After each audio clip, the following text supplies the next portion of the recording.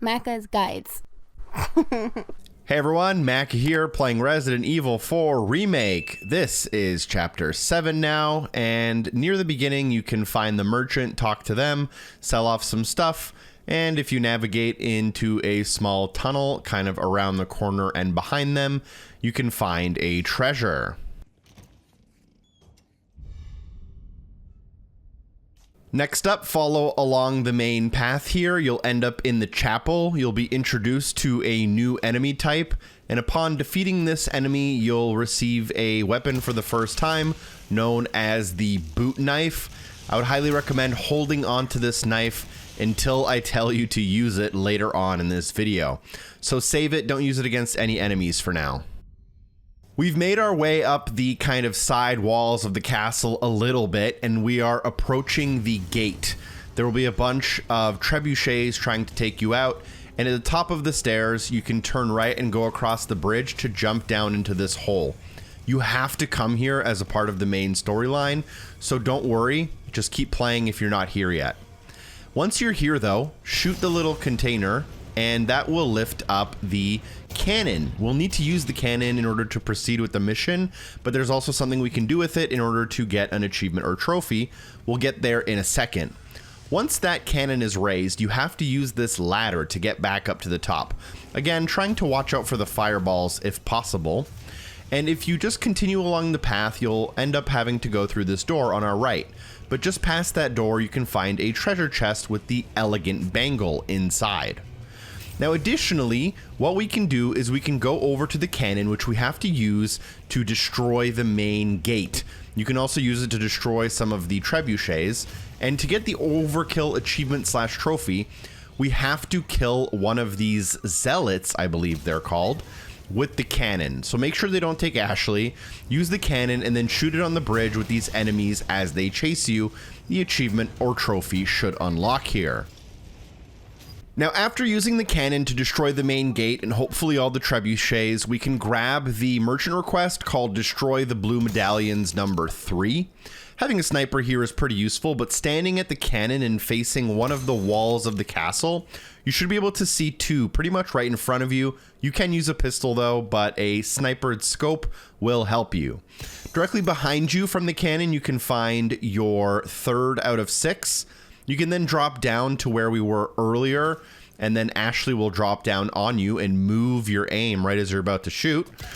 And there is a 4th one in this little spiral elevator area where the cannon came from. Then we can move back towards where that treasure chest was and climb up the ladder. As you climb up the ladder, look down and to your left, and you should notice the little blue marker sticking out. I believe it's attached to a tree. I do miss a bullet, so don't miss a bullet like me, and Ashley likes to push you when you're about to shoot. So that's number 5, and then move over to where that chest was that we grabbed earlier, and that's going to be number 6. This will complete the merchant request, even though we never picked up the contract, like the piece of paper. You can still now just turn it in and get your reward. Once inside the castle, there's 2 things I want you to really pay attention to. Go inside and find the merchant on your right-hand side. Here you can turn in your contract and then use the currency to buy the treasure map for the castle. You don't have to because I'll show you all of them, but it helps. Additionally, please repair your knife if it is damaged. You'll want it for later. After that, go to the audience chamber, which is the large room directly in front of you. If you were to open your map, you'll see that there's like 5 or 6 treasures here, but we can only really grab kind of 1 or 2 from where we start. So walk forward and look to the left. You'll be able to boost Ashley through the door, or through the little hole in the wall actually, and then she'll open the door for you.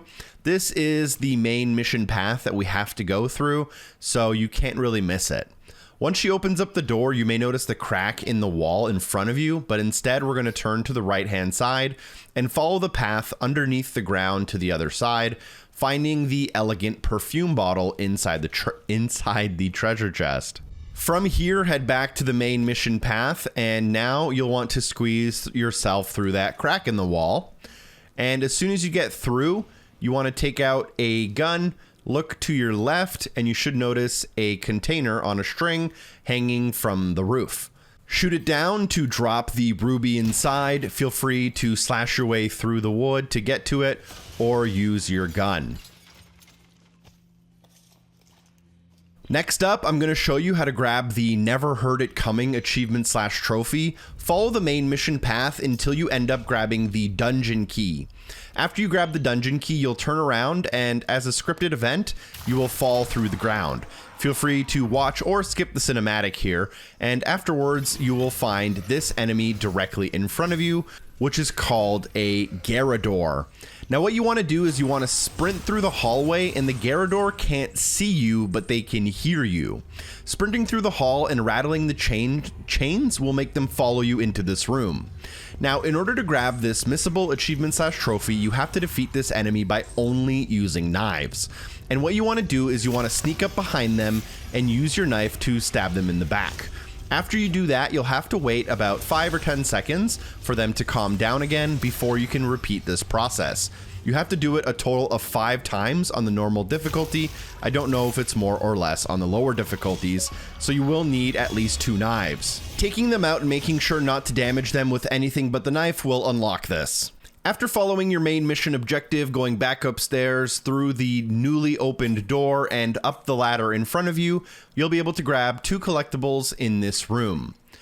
Navigate through the hallway and you'll find some Spinel directly in front of you on the table. And you can also turn to the right-hand side and find a Castellan on the shelves, so get rid of both of those. You'll then make your way into the treasury. You'll need to solve some puzzles here with the swords. The correct solution is iron sword goes on the left, then the golden sword, then the bloodied sword, and on the far right is the rusted sword. Once you put all of the swords in the correct places, it will open up the door and allow you to continue through. As you continue through this door and around the bend in the hallway, you will find a treasure chest in front of you with the gold bangle.